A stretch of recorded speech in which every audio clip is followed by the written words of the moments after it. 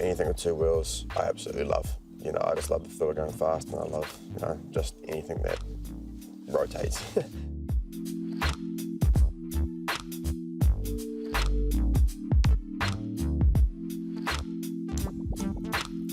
I started out with motocross when I was really young. It got too expensive for the family, and so that soon transformed into BMX. Raced BMX for a long time. Unfortunately, I crashed too much and I wasn't so good at it. So started up road cycling and mountain biking, and at first it was more the road cycling bike. I was part of the national under-17 program for a couple races and did quite well in some of the domestic races. And my dream was to be a professional cyclist. I didn't think I was quite cut out for the road at the time, and so I had the opportunity to go to the Mountain Bike World Championships. Went along and got 46th, 9.5 minutes back off the winner. And then, I sort of thought in myself, I believed that I could make a job out of it. I knew that I could improve a lot. And so came back the next year and somehow did the improving I needed to. Won the Junior World Cup and flunked out by the end of the season. I was absolutely burnt out, living out of a car and traveling around. But that was the dream, and it just springboarded from there, really.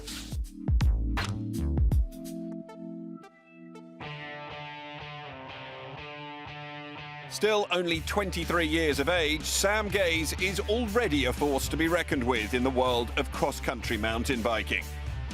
With multiple under-23 national victories, Commonwealth gold and a World Cup win, it seems the future is very bright for this strong-headed Kiwi. Under 23 years were super good to me. The first year under 23, I podiumed at a World Cup and a few other things, and I really thought that it was, well, not easy, but it was good. I felt like in my own skin there.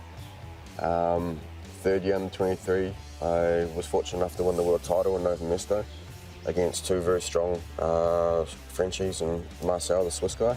I got moved up to elite for the next season, which was my last year under 23, and it was a shock for sure. It was almost like where there was two guys in the space of a minute, there was 20 guys in elite, and it's just so close and hardly fought.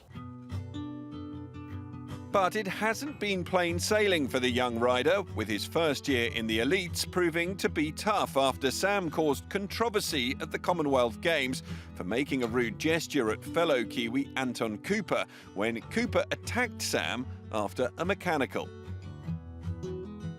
It's something which I've learned about, and I sort of, I sat there and wished that I never won Com Games. I sat there and wished I was never good, because of the slip up and so forth. But it was something which I can almost look back on now and be grateful for. It gave me a whole new different perspective on the sport and myself, and a lot of the time I sat there and wished I didn't win, but now it's, I'm happy. I've learned a lot and I've grown a lot from it. This year has been a bit of a challenging one so far. I raced Cape Epic with Yaroslav Kohavi for Invest Tonga Specialised.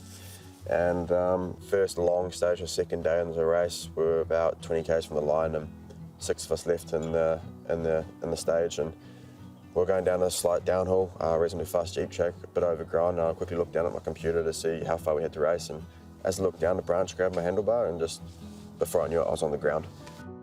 I mean, it's easy to look back and think about it being, a bit of a disappointment so far, but it takes one good day and then everything's a success, so that's what I'm just hoping for.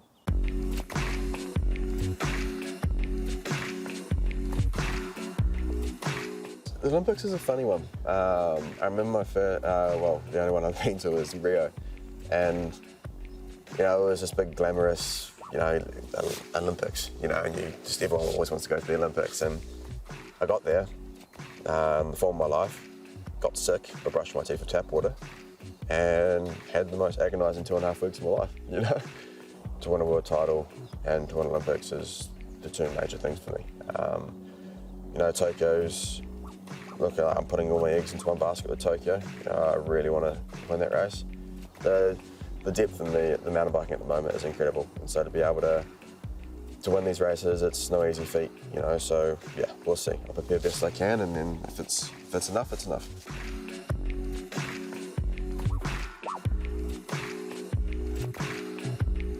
With the road, my dream is to be one day riding the Flanders or the Roubaix or the world's biggest races. And so after Tokyo, it's a decision I'm going to have to make, and looking forward to making that and seeing what my options are. But for sure, you see guys who go from the mountain bike or the cross to the road, and then you've got the two biggest superstars, younger superstars coming from the cross right now, Matthew and Van Aert. And also with Fusang and Cadel Evans, and Sagan himself came from the mountain bike, and so you see it as possible. Not easy, for sure. These guys are all exceptions, they're all exceptional riders. But yeah, I mean, if it's a possibility, I'm going to try. And yeah, I won't stop until hopefully I get there.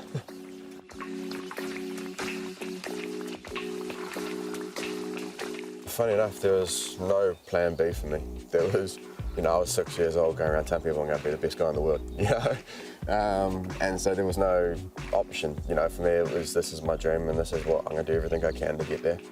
Ended up working out a treat, so now I'm fortunate enough to be riding bikes as a job and racing the best bike races in the world, and it's, it's something where I couldn't picture myself doing anything else in life.